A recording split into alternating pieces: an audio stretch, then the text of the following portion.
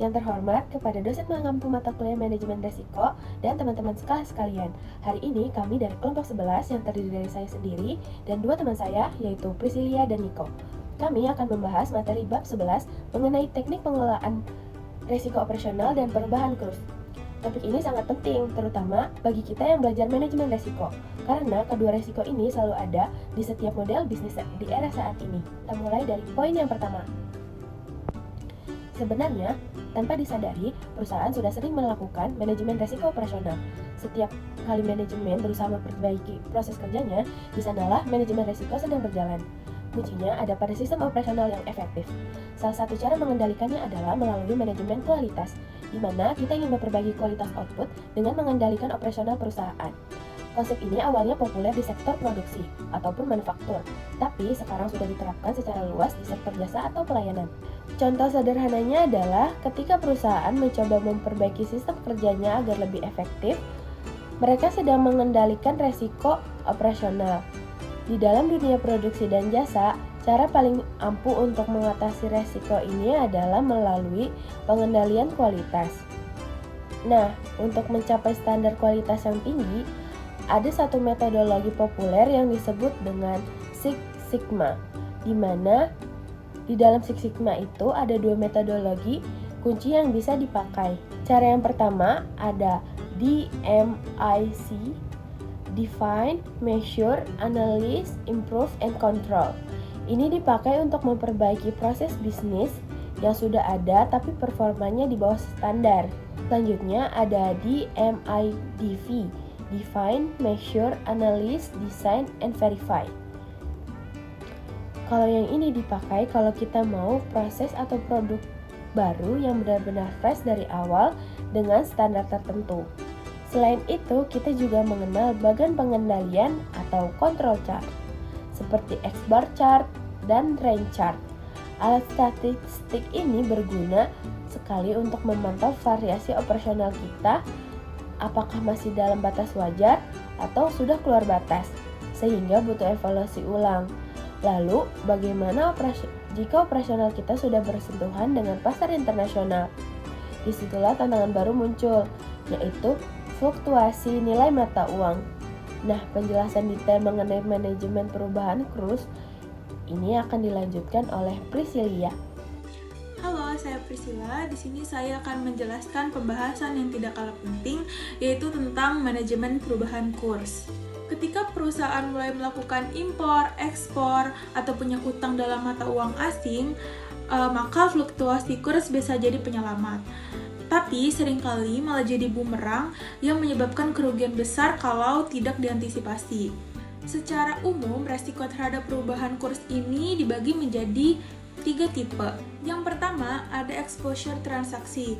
Transaksi ini terjadi pada transaksi harian, bisa diatasi dengan derivatif, money market hedge, atau netting exposure. Selanjutnya, yang kedua, ada exposure akuntansi.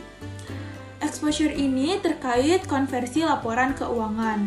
Bisa diatasi dengan menggunakan mata uang yang sama atau instrumen seperti contact forward.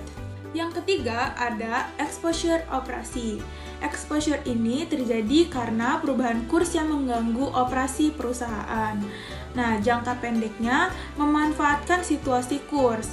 Jangka panjangnya mengurangi sensitivitas operasi.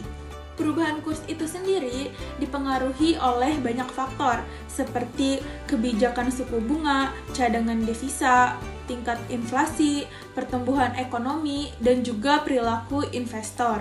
Oke, selanjutnya ada beberapa aspek untuk mengelola resiko operasi agar tidak sensitif terhadap perubahan kurs. Yang pertama, dari aspek pemasaran, kita bisa melakukan diferensiasi dengan membuat produk unik atau mewah agar konsumen tidak sensitif terhadap harga, serta kita bisa menyebarkan penjualan ke berbagai negara atau diversifikasi pasar.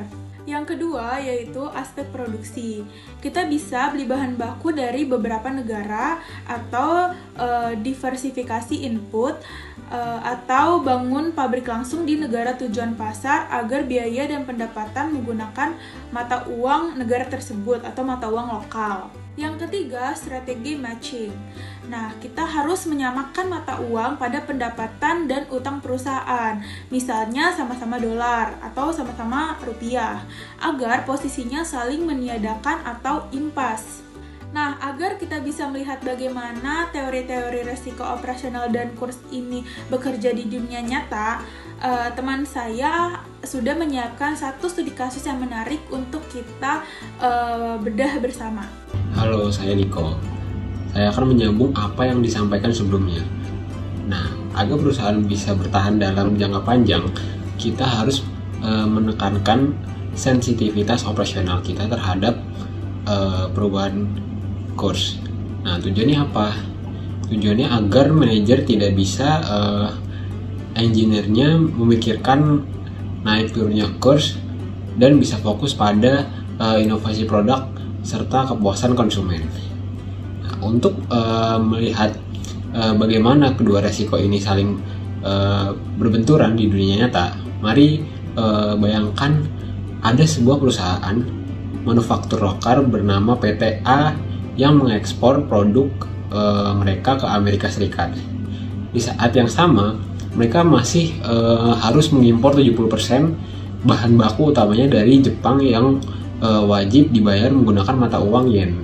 Nah, masalah muncul nih ketika nilai tukar rupiah tiba-tiba melemah tajam terhadap yen. Nah, dampaknya biaya produksi mereka langsung melonjak drastis.